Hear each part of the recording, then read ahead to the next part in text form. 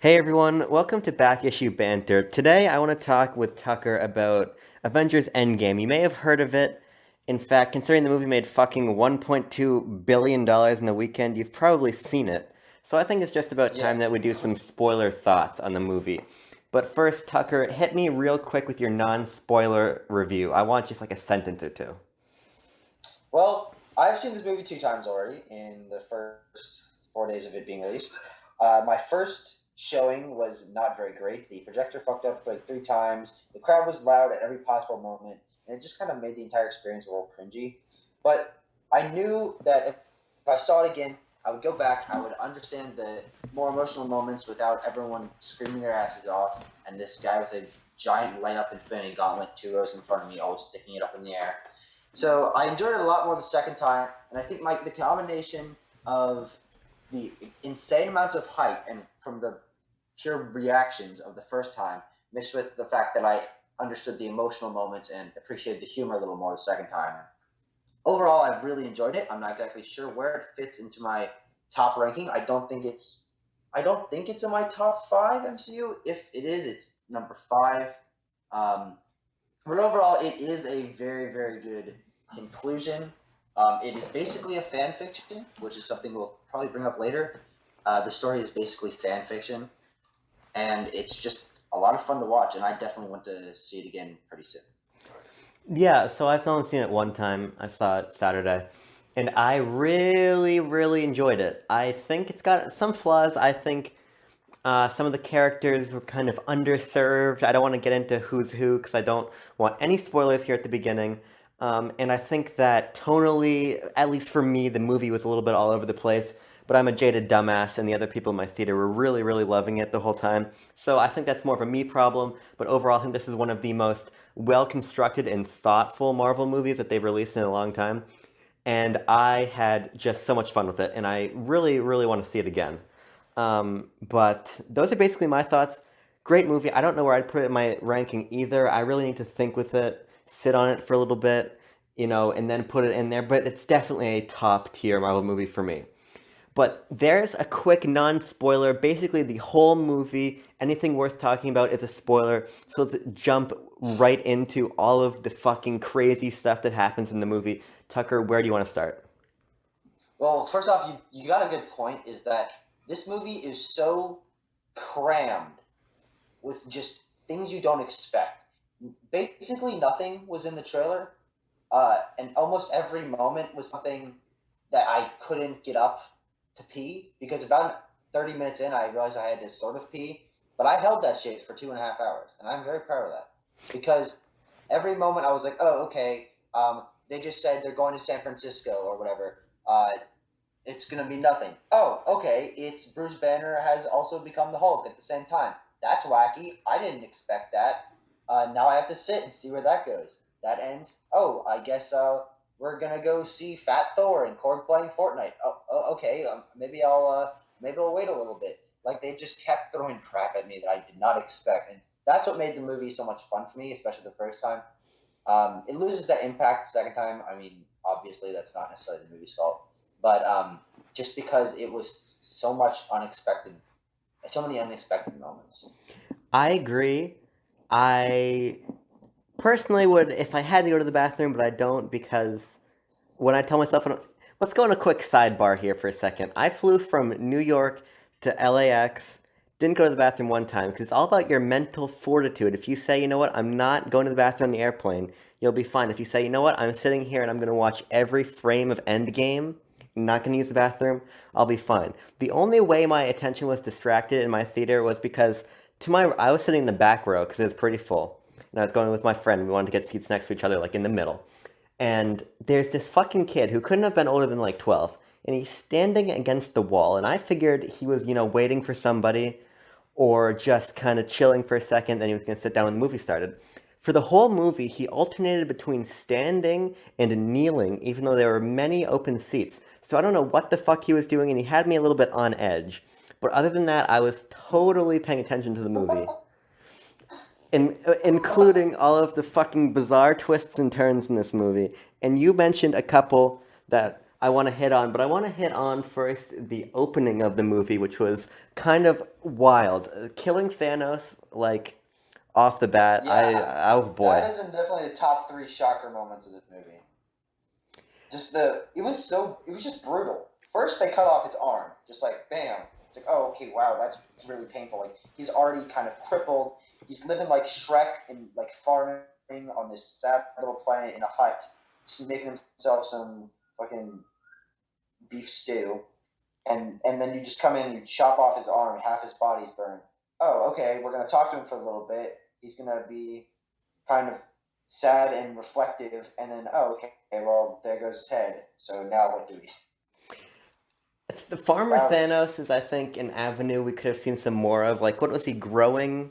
You know, was this manual labor? I didn't quite know. I kind of think it's such a bizarre juxtaposition. Like, oh, this crazy fucking universe conqueror. He's just got like this little farm in his house. So I like that. That was fun, and it definitely highlighted the juxtaposition of Thor fucking swinging Stormbreaker through his head. I don't actually remember any moment in the MCU more gratuitously violent than that. And yeah. This movie definitely pushed the PG-13 rating more than any of the other Marvel movies have, yeah, just in terms of raw violence and kind of disturbing things. Like Ronin's scene with the Yakuza in Tokyo is probably another one of the most violent. Like they don't usually show much blood in the MCU unless it's like someone got hit and it's like caked on their face. But no, that was just straight up like slicing people's heads off.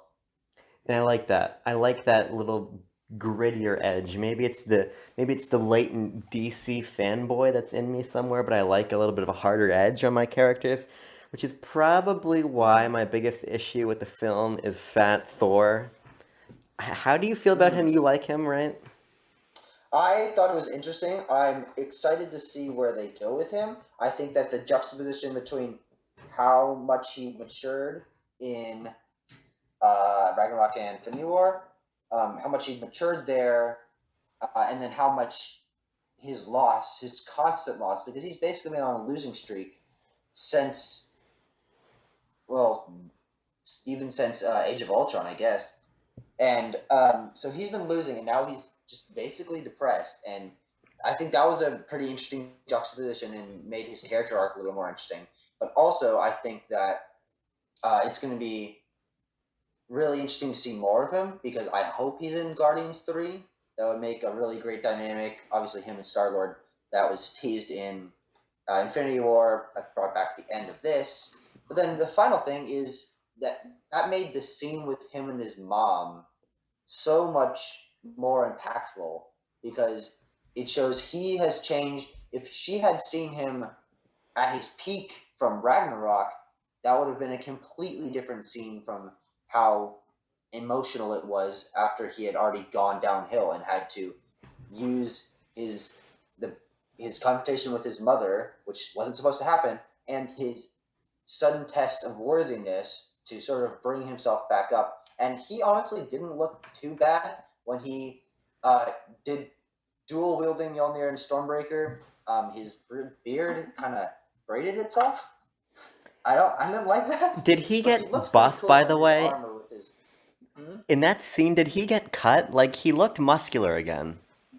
No, I think it's just the fact that he had like the chain armor or like the Yeah. mail plate armor that like automatically goes on him whenever he holds Mjolnir. So I I think get that's what you're kind of just saying. accentuated. Yeah, I get what you're saying about Fat Thor, but my problem with him is that we see this like super strong character, you know, even for how angry and down at the bottom he was in Infinity War and the very beginning of Endgame, to go from that fucking just raw badass to like dumpy middle-aged midlife crisis Fat Thor was just pretty jarring, especially considering that tonally it doesn't really fit with the rest of the movie. Of course, there's always levity in Marvel movies, but I feel like this just felt like a totally different movie. I felt like when Fat Thor was on the screen, we were in the middle of like a comedy, and I just didn't think it meshed well. Like with the Guardians of the Galaxy, which are just all fucking degenerates and really fun characters, I think it's gonna make more sense, so that's why I think he could be great in Guardians 3, but in the context of Endgame, I just wasn't crazy about him. Sure, I can see that. But that's one of my few negatives with the movie. I guess if we're talking about characters and talking about negatives, the only other real issue I had with the film was its portrayal of Captain Marvel, my girl Carol Danvers. I just think she got really short shrift here, and I'm gonna float something by you that I floated past my friend Jack, and he was kind of on board with. So my issue with Carol is that, first of all, they totally spit in the face of the whole Carol and Rhodey relationship, and they kind of just make her seem like a bit of a bitch to the team, and the team kind of just resents her and is rude back. So that kind of, Hmm. for me, undercut her really cool moments. Like when she comes down, destroys Thanos' ship, that's an absolutely striking shot. And I like seeing her fight Thanos. I love when Thanos headbutts her and she doesn't flinch. Like they're great moments, but they just felt undercut by the lack of any kind of connection there. So it's like, oh, here's the obligatory Captain Marvel comes down to save the day thing instead of, oh, she's coming to help her friends. So what I would have done is I would have pulled like a Black Panther Spider-Man thing and just introduced her in this movie. Made her more of a plot point, like how they did with Spider-Man and Black Panther. Yeah, actually, that is an interesting point. The thing, obviously, I'm with you. We are both, for those of you who don't know, we're both very big fans of Captain Marvel, the movie, and the character now. Um, and I think she was definitely underutilized in this movie. From the end credits of Captain Marvel, where it teased that she was going to be with the team from early on, I expected that scene to be in the movie, which I think it was a little weird that it wasn't. Um, and number two, I think that I was expecting her to be a much bigger part of the plot.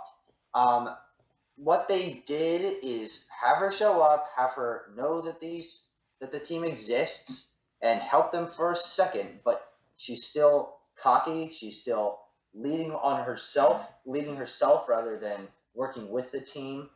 And it just not having her build rapport with these characters uh, to help her be introduced more for the future was just a little strange for me. And a little that was one of one of my biggest downsides with this movie is there just wasn't enough of her building relationships with all the rest of the team. You know, it's. I just think that in the light of how big Captain Marvel is and how important she was made up to be, I kind of think that maybe expectations got away from me a little bit, considering how fresh she is to the MCU. But I just think that this would have been such a great opportunity, considering that already the film is pretty character driven. It would have been a great opportunity to flesh her out in the context of the other people, because we've really only seen her interact with Fury and then her film specific characters. So that was definitely a missed opportunity for me, but I think basically everyone else in the film, I was really happy with how they're portrayed. I think, do you want to talk now about the deaths slash exits from the MCU, or do you want to save that for a little bit later? I mean, who cares? You know what? Let's Fuck just jump it. right Over in. here on Back Issue Banter, we do whatever we want. This is Sometimes just banter, Sometimes, nonsense. yeah, it's just banter. Sometimes we like read a bunch of Captain Marvel comics and plan to do a discussion about them, and then never do. So That's how off the hook we are. We don't even do the episode sometimes. yeah, we're just fucking shooting from the hip here. So let's just go. Holy shit! Sorry, alarm. That's okay. See, aren't we wacky? See how quirky the show is? We are quirky. I forget what I was saying. Yes, I was saying let's start with Natasha, just because chronologically she dies first. How did you feel about that?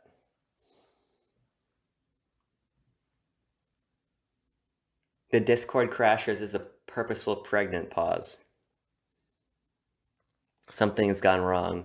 Tucker is not here. Who knows what's happening? Perhaps he got snapped away. Maybe I survived the Thanos snap. It's possible. I don't know what's happening. He's not sent me well, maybe he has. He's calling me. Which is something we didn't really talk about. We didn't talk about Clint getting his family taken away, and we're back, everybody. He didn't get snapped away. Discord's just a fucking awful service, and it never works Yep. properly. Not sure what happened. But Natasha, she's dead. How do you feel about it? Here's the thing. I do think that the way she went out, sacrificing herself after having that really, really cool and surprisingly impactful scene of her sort of being the new leader of the Avengers, since she's the only one who sort of stuck around at the mansion to keep everyone, to keep the core something there. Having a conversation with Nebula, Rhodey, Carol, Okoye, all of them, and I thought that the way she was utilized in the movie was very, very good. Showed that she's kind of the grounded backbone of the team, since everyone else is sort of out there wacky. Even now, Clint is, since he became Ronin and lost his family and all that. I think she was used really well. I thought that her death was that scene with her and Clint fighting over who should sacrifice himself was great because it helped further the development of their characters having like they care for each other. We've gotten teases of that in the past. We know they've been friends, and they were really the only two that could have gone to Vormir and have one sacrifice themselves for the other. I thought that was all great. My only problem, and my probably number one, actually, even above Carol's underutilization, I think, was the fact that they didn't give her any nods for a funeral. They sort of talked about being sad that she was gone when they were by the lake, but they didn't do anything about it. She could have been up there with Tony at the funeral. They could have sent two wreaths out into the water, one for her, one for Tony. The memorial could have been for both of them, but they just left her, and I think that's one of my biggest gripes with the movie, because it kind of kills how impactful her character really was, especially in this movie. I kind of, you don't. What you're telling me is you don't think that Professor Hulk just throwing a bench into the water wasn't good enough. Mm-hmm.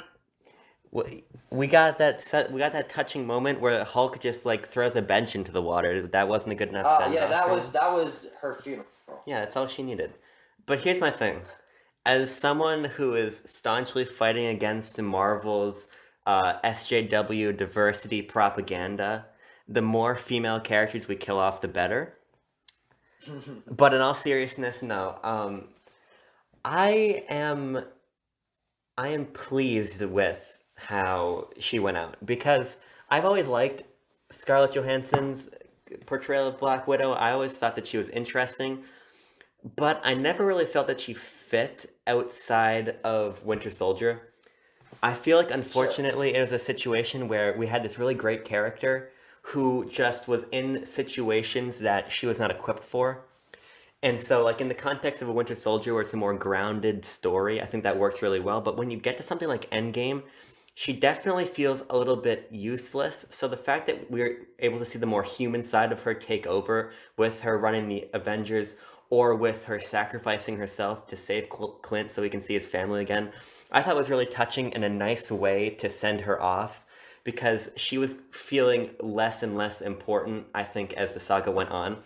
And also now it Yeah. opens up the possibilities for her solo movie being something that really makes sense within her character and her world, and we don't have to really worry about it being cosmic or anything. I think we can just have a really awesome Black Widow story. So for me, I was happy with it. Very unexpected, by the way. I did not see her death coming at all. But overall, I think it was a really great moment. Yeah, for sure. Let's talk now about Tony Stark. He's dead. Can you believe it? He is, and I do believe it because I slightly expected that to happen because my prediction for, I guess, since Infinity War has been that he will die, which he did, and have his consciousness uploaded to an AI so he can still show up, help with, training younger heroes, still be a dickwad, that kind of thing.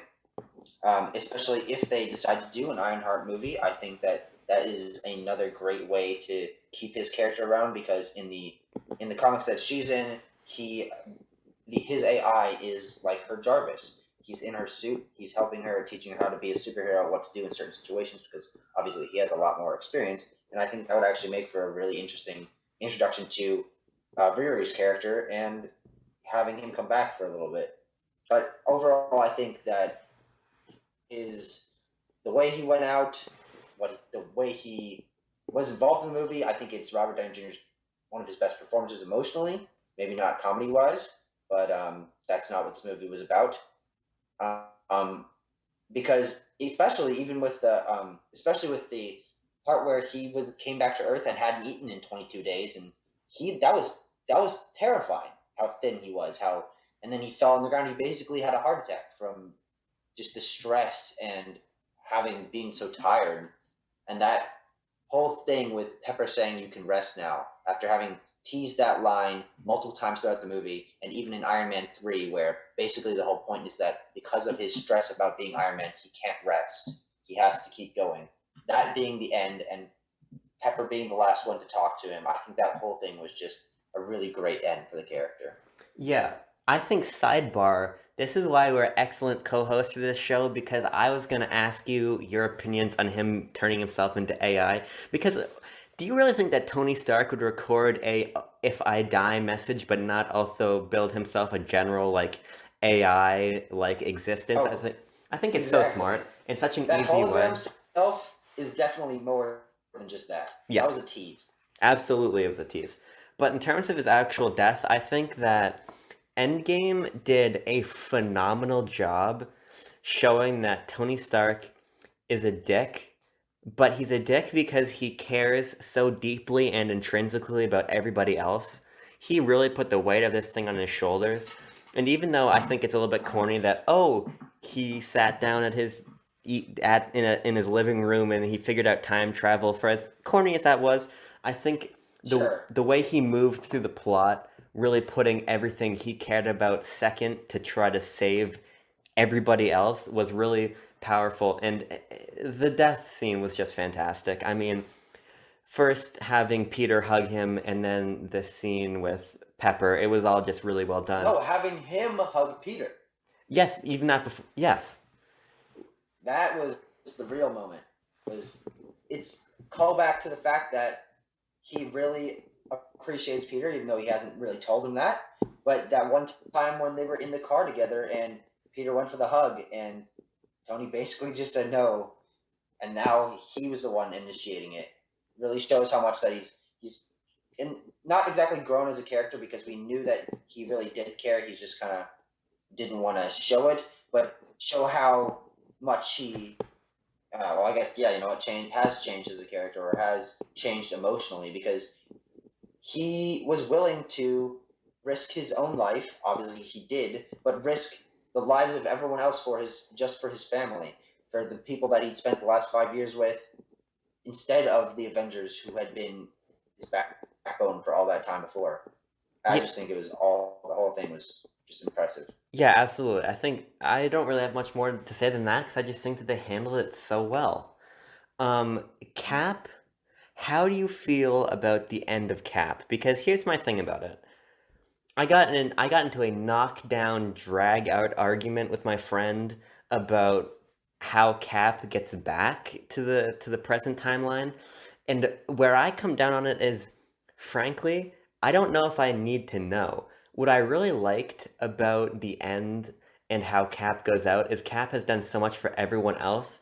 To have something to himself that he even keeps from the audience, I think is really awesome. I love how he ends up being with Agent Carter, Peggy Carter. I don't know why I couldn't remember her name for a second, but I thought that that was phenomenal, and I do hope that at some point we do get like a period piece film where we see Captain America and Agent Carter team up, like in the 50s or the 60s, and we learn a little bit more about what was happening. But Sure. I thought it was super fitting for the character, to be honest. And also because basically his whole thing, and he talked about it even at the beginning in the scene where he was in the support group, is that he had lost his chance for love, because of his sacrifice. And now he has the chance to. He already has sacrificed himself, and now he had the chance to find that love again, and he did. And even if it created a weird alternate timeline where there were two Captain Americas at some point, or a weird alternate timeline where I heard something, because Shield was actually created by Howard and Peggy because they wanted to replace Captain America. And so in this world, when Captain America wasn't actually gone, was Shield actually created? Like, there's a lot of things, small things like that, that are more impactful than someone might realize. but I don't think it really matters because even if it is just an alternate timeline, he still had his fulfilling moment. He came back at the end, which also it doesn't really make much sense that he teleported to 10 feet away or whatever when he came back instead of going to the portal. That's just a major nitpick, but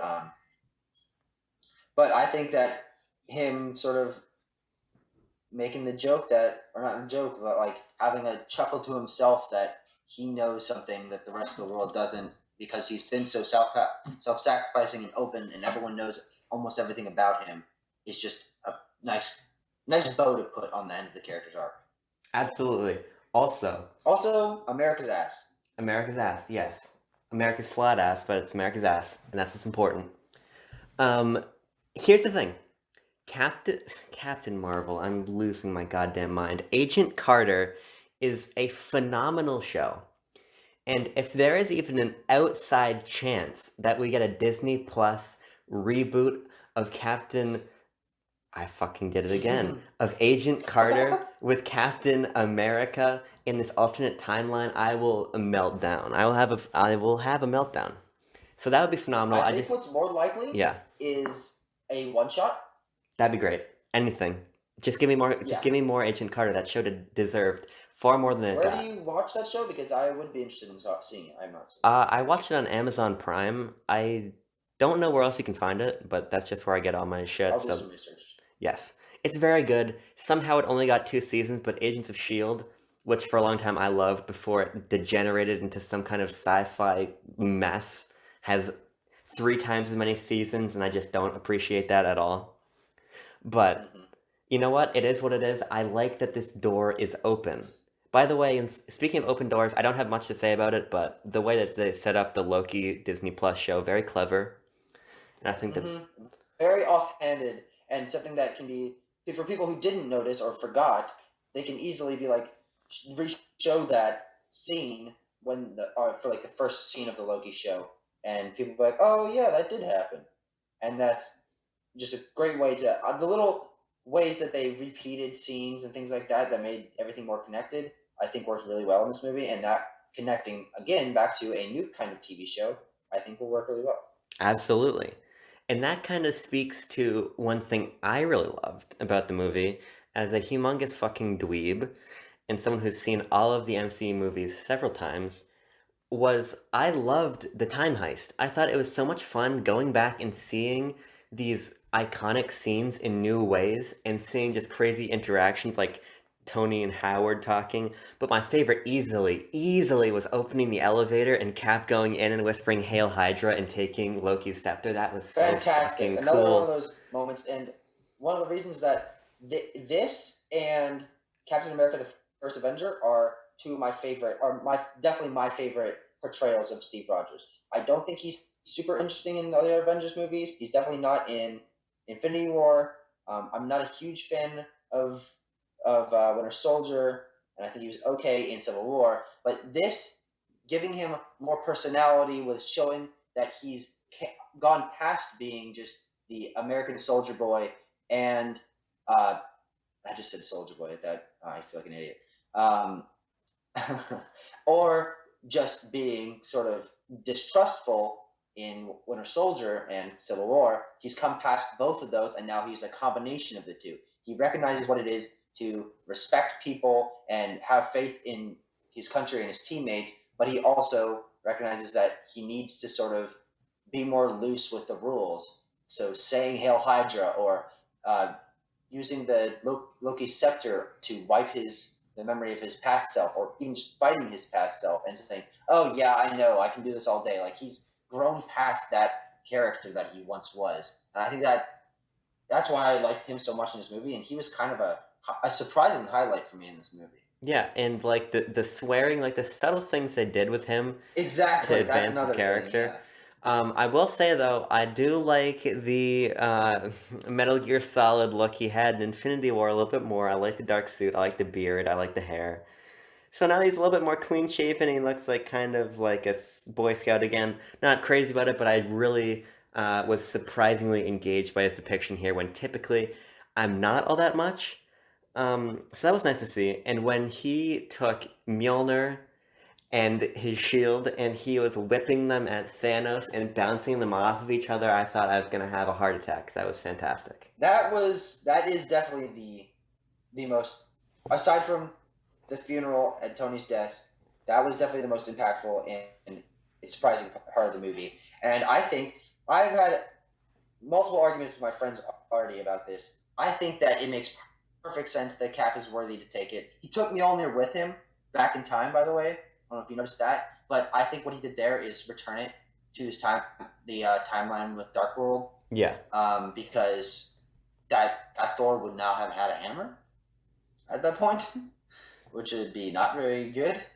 But I think that is great that he was worthy to wield Mjolnir at that moment.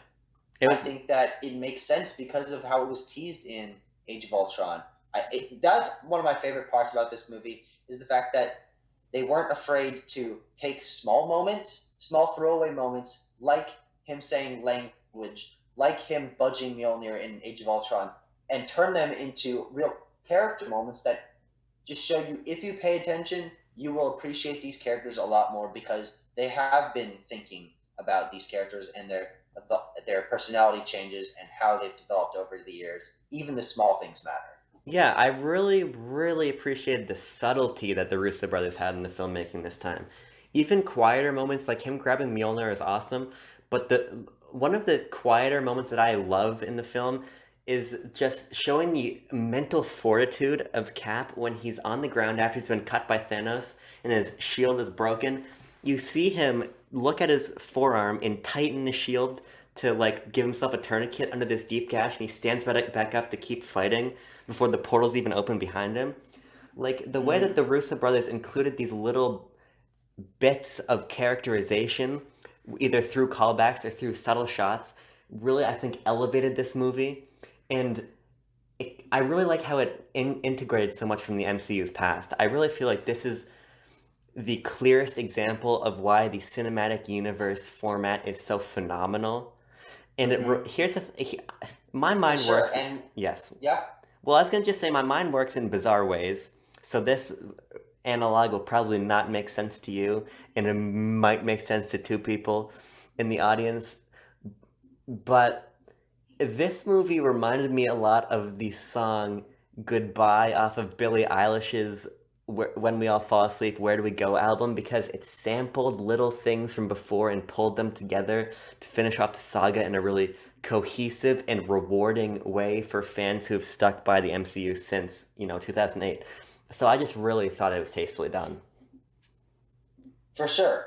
And while I can't connect to that in the slightest because I've never listened to any song by that person and I have no idea what you're talking about, I do understand what you're saying. But to continue our points about Cap, That's where we were. two more things. Yes. Obviously, connection to Sam. Yes. The way that he showed up, the first person to come out of the portal to tease that everyone was back, that the heroes were coming to help, was Sam saying "on your left," which is just such a great moment. One of my favorite moments from Winter Soldier is, and the whole thing is his relationship with Sam. And I think him saying "on your left," coming out, also using his fucking wings to stab a giant alien. Yes. One of the highlights of the 45-minute battle at the end. And also just, of course, setting him up to be the next Captain America. He says he's just sad that the world won't have Captain America in it anymore. And Steve says it will. It'll be you or whatever. That's a rough translation. But that is a very powerful moment. And he looks back at Bucky to get approval from him. Bucky nods. And that just shows how much Bucky has also grown, because Bucky would definitely want to be Captain America. He did not respect Sam in Winter Soldier, or Civil War, it must have been, yeah. And now he realizes that he's the old war dog. He has experienced so much, and there's this young man who's clearly capable, who Captain America himself put all his trust in, and this will be the new head of whatever comes next, because Cap just trusts him so much like that. And also, holy shit, we are going to get Captain America with wings and a shield, and that will be very sick. And I'm very ready for that. It will be very sick. And two things. First of all, what's the fucking ship name for Bucky and Cap? It's not Spucky. That's all I can think about. Stucky. Stucky. Okay. So the door's closed on Stucky, which apparently is a big deal to some people. But I really do like the way they wrapped up that friendship. I thought that even though the dialogue was pretty subtle and pretty minimal, I thought that there was a really heartfelt ending to Cap and Bucky's relationship as we knew it, because I don't think we'll see them interact anymore. And Yeah. so, do you think that, because we were talking about this earlier before we were recording, but do you think that the first time we'll see Sam Wilson as Cap is in the Disney Plus show? Yes. Yeah. I think that's going to be the whole point of that show. I think that it'll be more about the relationship between the two of them and the fact that they both know Captain America. And it's also possible that we will get old Steve Rogers in that for a couple small bits, which I think would be really cool. Sort of give him more of an end in that world. Maybe have him interact with Samuel L. Jackson, Nick Fury, and that'd be interesting. But I do think that the point of that show is going to be him, like, sort of, because I've read the Sam Wilson Captain America comics, which are pretty good. But one of the big points of that comic is him not feeling like he's the right man to be Captain America, and him having to come to terms with the fact that he now has the responsibility of Captain America, but he doesn't have to do exactly what Steve did. He can have his own spin on it and things like that. I think that'll be a really cool concept to tackle in the show, because obviously we're just starting to get to the point where the MCU has a legacy. We're getting Peter Parker's relationship to Spider-Man or to Iron Man, and having that continue on without him. Now Sam is picking up the mantle. We'll eventually get Kate Bishop becoming Hawkeye. We'll have all those sort of, it's moving on to the next generation. And I think this will be the first time that's really tackled, and I think it'll be really, really interesting concept. And also, one small thing, and this is going to tangent into something else, so I hope you don't mind that I'm moving on, but one thing I noticed when Sam was being handed the shield by Cap, a small snippet of the first Avenger theme played. But that wasn't exactly the first Avenger theme. It was a part of it, but it had its own spin on it that went higher than the actual theme goes. And I think that's a tease of what Sam's Captain America theme will be like, which is very cool if it's like a sort of more Air Force high soaring version of the original Captain America First Avenger theme, which, by the way, is a fantastic theme. I love Cap's theme. So I don't know if you noticed that. Did you notice that? I did not notice that. That's a good detail. That's just me being an MCU music nerd. But that ties into something else that is one of my favorite aspects of this movie, is the character music theming. And this, I told you about to pay attention for this when I had seen it and you hadn't seen it. I told you to pay attention to this. I'm not sure what you noticed. But there were moments throughout the movie where they played characters' themes. They played Ant-Man's theme. They played Captain America's theme. They played Captain Marvel's theme. In their big strong moments, just small musical cues from those that were worked into the soundtrack, that if you know what to listen for, it's so much more impactful, and I really, really enjoyed that. Yeah, it just speaks again to that attention to detail that the Russo brothers weaved into the movie. I just think that down to the cues, they knew what fans wanted, and they gave it to us. This is by far the most comic book feeling superhero movie I've seen since my beloved Batman vs. Superman.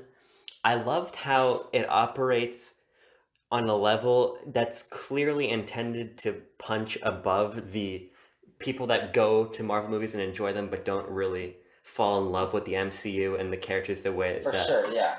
more dedicated fans like us do. So I really loved all the little touches like that. Mm-hmm.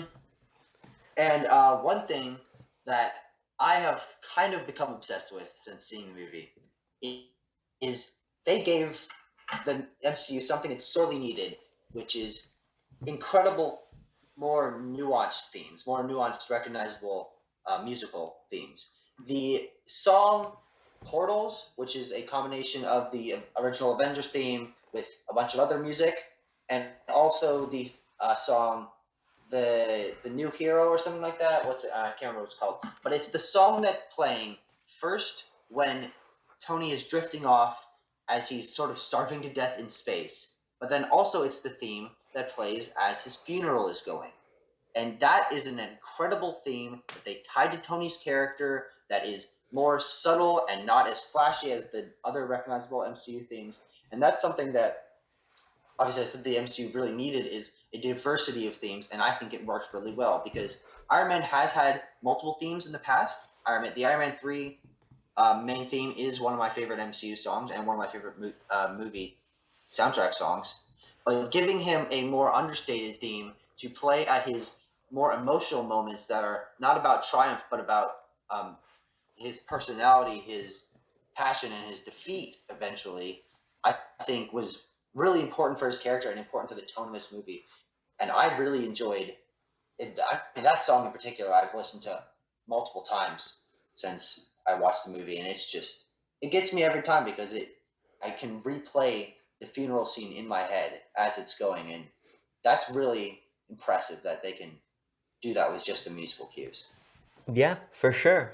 Uh, you're definitely way more of the music guy than I am, but because you took that music time, I'm gonna steal the ball from you and bring us into the nerdy land of cinematography because how you appreciated the music is how I appreciated the film's cinematography because to be totally blunt, I think that the Russo brothers films looked pretty ugly up until this point. I don't think that the shots were particularly inspired. I think that their films lacked the color palette or the imagination of some of the other MCU directors' films. But I was very impressed by the way that this film was shot. I think that they did a much nicer job framing things in interesting ways. I liked the landscapes, I liked the use of color more. I just think on the whole, it was a definite step up for the Russo brothers in terms of how they've been shooting their movies. So that was really nice to see. Yeah, I'm glad that works well. One thing I'm just going to start a conversation on. I want you to carry it on, but one thing we need to talk about is Ant Man, Yes. his involvement in the movie, and especially him coming back for the first time, which is one of the most overall emotional scenes I think that isn't obviously played for emotion, but the understated emotion of him coming back, not knowing what's going on, being confused with the security card guy, that sort of played for a quick laugh, but not really a blatant one. And then the back to back scenes of him asking the kid what's going on, looking around confused on the street, heading to a memorial, looking for his daughter's name, not finding it, but instead finding his own, and then going home to see his daughter grown up 5 years. That is just a scene and a half for how emotionally impactful the snap actually was. How did you feel about Ant Man throughout the movie? I thought that he was fantastic, to be honest. I think that my perception of Ant-Man was definitely soured by Ant-Man and the Wasp, which I think is certainly in the bottom five Marvel movies for me. I was really not impressed by what they were doing there, not because of the characters, I just think that the direction wasn't particularly strong, and Endgame really showed me what can be done with Ant-Man when people behind the camera know how to use him properly because he's always been played for laughs, which works, but he's also a character that can very much complement other characters and can play the more serious tones very well because they really conveyed fatherhood through Ant-Man very well. Now, believe it or not, I don't know much about fatherhood, considering I don't have any children, but the way that he was holding it together for Cassie when they meet up there was terrific. But then the way that they play him subtly with things such as oh my god, I just got a text from Tucker that says snap. I don't I'm know if he's back. I just got back.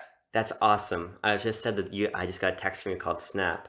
But I'm gonna continue my line of thinking. You're just gonna have to agree with it. All right, cool. Like when we see him listening to Fat Thor's story and everyone's like, okay, that guy's got to wrap it up. Then you cut to Ant-Man and he's like really into it. Like, yeah, it's a moment played for laughs, but it also shows how much Ant-Man can be used to work with other people. And just seeing him interact with the team and his family was very well done.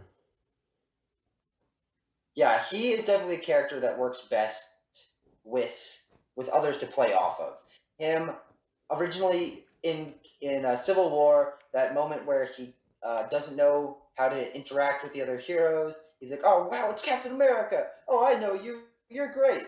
Those moments are fantastic, and they continued that in this movie with that one time when he's trying to talk to Cap, and he's like, "Captain, sorry, America, Steve, Rogers." Like he Yeah, doesn't know what to say. He's not good at being a superhero like the rest of them, but he's trying his damnedest. And I think that that's how his character should be played. Is as the sort of, as Rocket called him, he's kind of a puppy dog. Like he's excited by everything, which is a very great contrast to everyone else around him.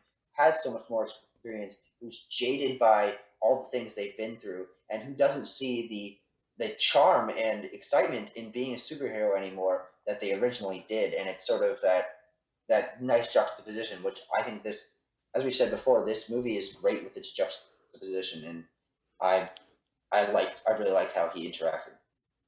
absolutely. Do you want to touch on Nebula and Gamora? Do you have stuff to say there?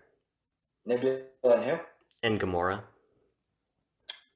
Uh here's the thing. I am not a Nebula fan. I haven't really have been. I've become more tolerant of her as she's been in more movies, but she kind of got character development here. But I think they sort of dropped it to focus on Cap and Tony near the end. But obviously, she got a little bit throughout the middle and at the beginning. So she's okay. I'm curious as to what we'll see more of her, because is she gonna have to be working as a hero alongside the other Guardians?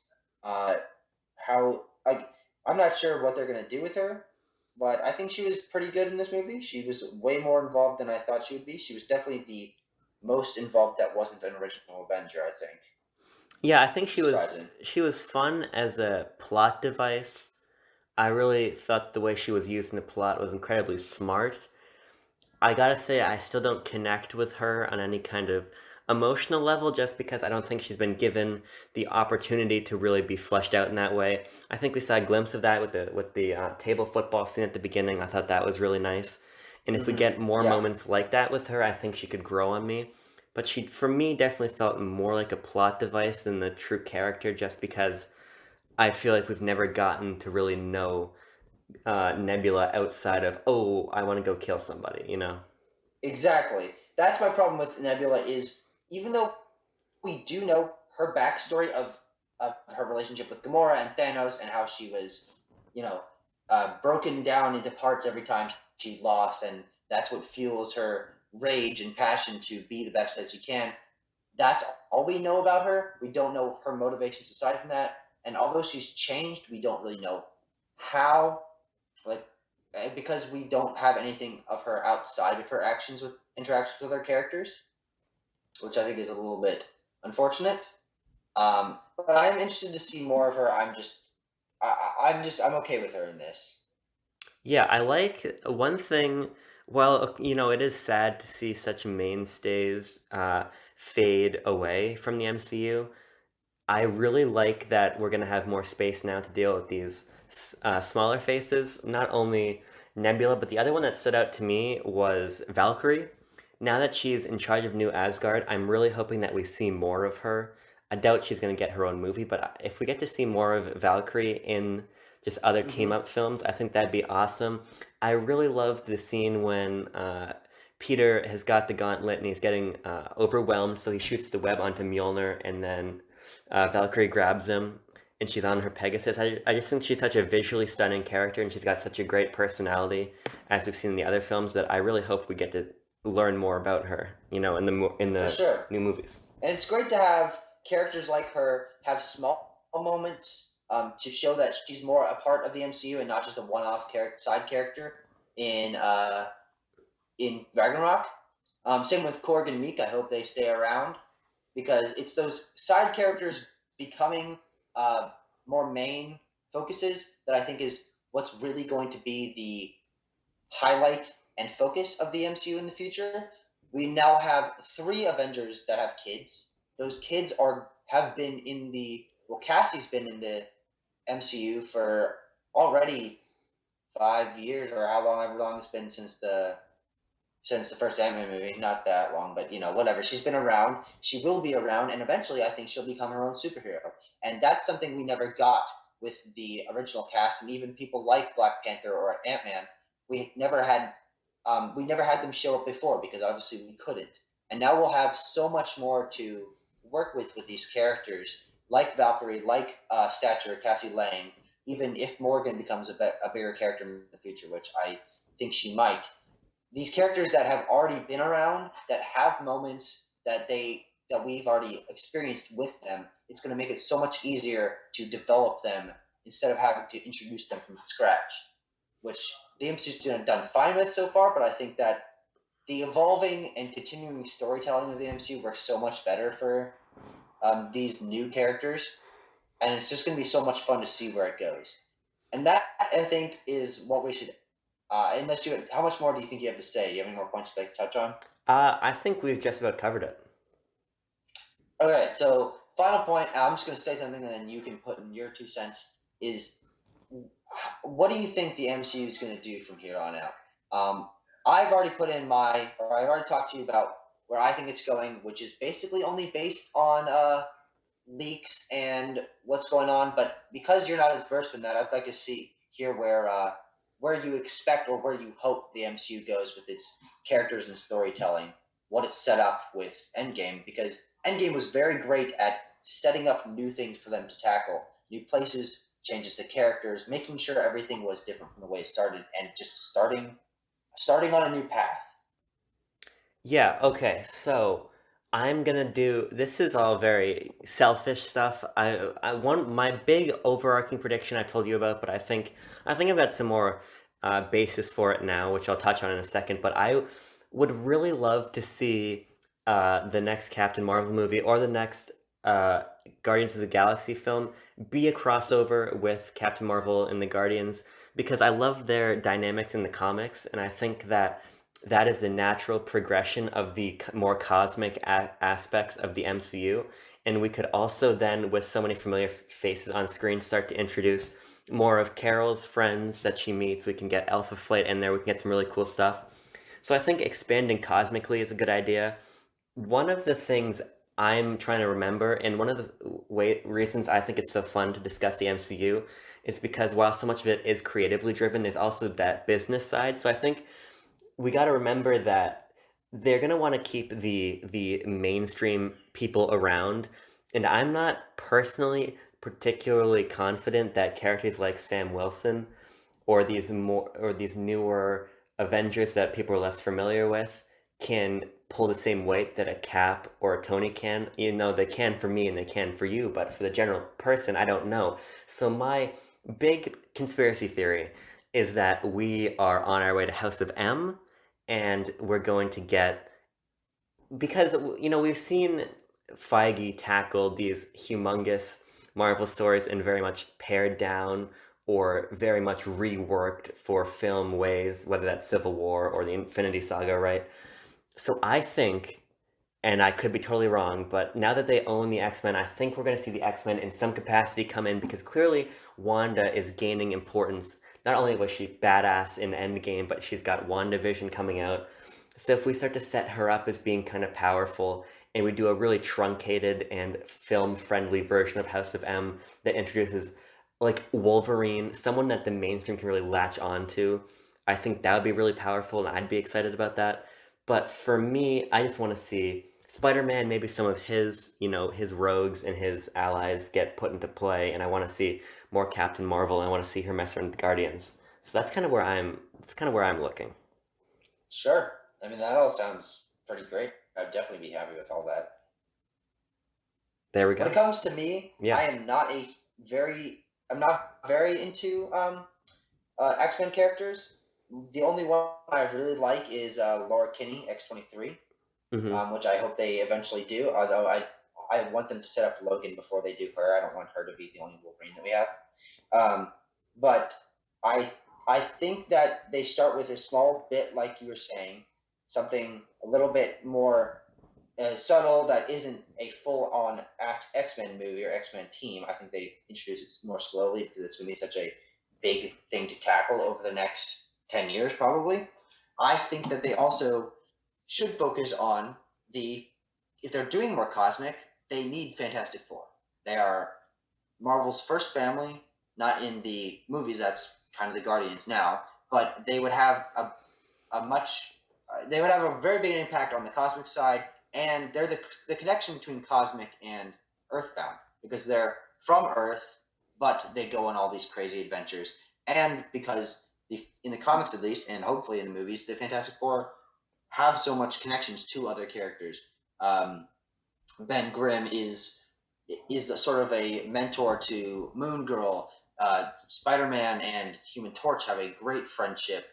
Namor and Invisible Woman sort of had a thing at one point, and obviously Reed Richards, being one of the smartest people on the earth, um, could have an amazing friendship with Bruce Banner or Tony's AI or T'Challa or all those big brains that they have. I think that the Fantastic Four is the right way to go, especially if they want to focus on cosmic and tying everything together like that. Yeah, I absolutely agree. I just think that we need to expand the MCU laterally in that way. I think we need to build some more bridges, and the Fantastic Four would be a great bridge to build. The other bridge I would like to see built, I kind of think that the Winter Soldier was so unique and so fun for me because it was more grounded than a lot of the other stuff we've gotten.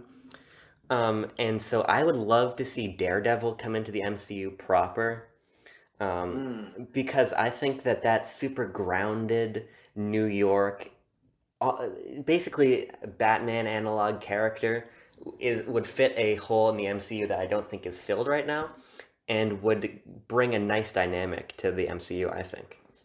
That is a very good point. Something I didn't really think about, but now that you mention it, there are two slots that can fill that. One I think suited better for a movie, and one suited better for a Disney Plus show. Both those being Shang-Chi, which is just basically a martial arts movie that would take place in New York, sort of be more crime focused. I think would be really cool. They are sort of planning for that movie, which I think would kind of fill the slot for Daredevil. But also, because I'm skeptical about them rebooting Defenders and any of the characters related to Defenders, I think what is most likely going to fill your slot is going to be a Moon Knight TV show, which would fill because Moon Knight is basically Batman for all intents and purposes. uh, I think that that's going to be where you get your more grounded New York feel, especially if they do that more on the Disney Plus side. And to sort of end this conversation about predicting the future is that we are now done with the Infinity Saga. They have been setting up the Infinity Stones, Thanos, the Snap for 11 years. All of that has been tied together and has just basically ended, which means we need something else to lead to. We need something to happen in 10 years that will be the next Endgame.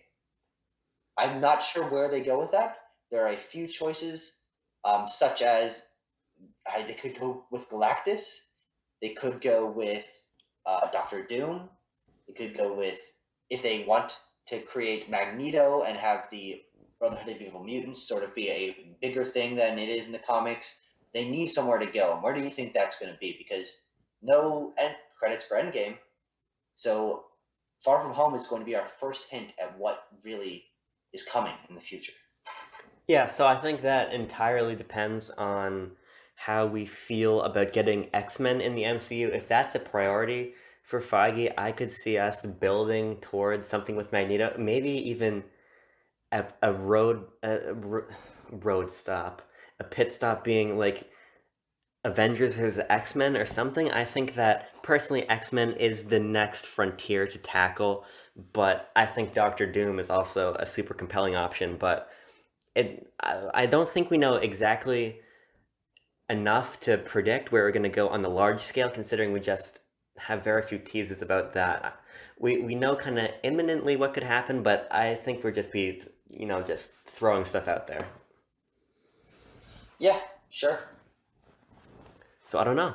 What I do know though is I'm very happy that my boy Jake Gyllenhaal in the MCU, that's phenomenal. If he gets killed, I'm gonna be very huffy. I really want him to be around for a while. If we can get Ryan Gosling in the MCU somehow, I'd be very happy. That's a priority of mine. But, This is where we stand. It's very exciting because now it's fresh, it's clean. It could be anything. It could really be anything.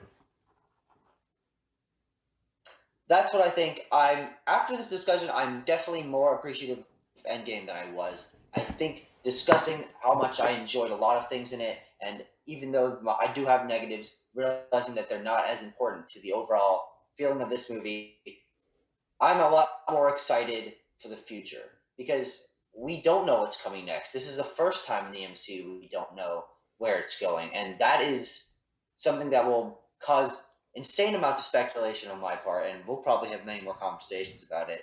And I think it's just a very good time to be a fan of this because we don't know what's next, and we will hopefully soon know where they're going, and it'll be so much fun to talk about Eternals or Shang-Chi or predicting what's going to happen with the Guardians, things like that. It's going to be a lot of fun over the next few years. Yeah, I just love that the MCU is at a point where we're blossoming out now instead of just having to focus on the core Avengers. Like I'm so happy that I get to see Spider-Man and Captain Marvel and Black Panther be so badass in the MCU now.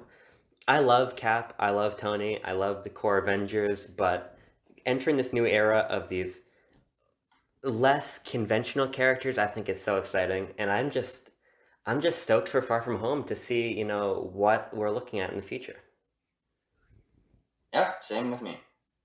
There we go. By the way, All right. Yeah, what's up? I am very discomforted by the blurry Alita Battle Angel photo you have as your Discord PFP. Thank you. It's just not, I don't know if I can look at that much longer. It's kind of transfixing, but Oh, well, we might just have to end the review. yeah, we probably should have ended the review before I started talking about your profile picture.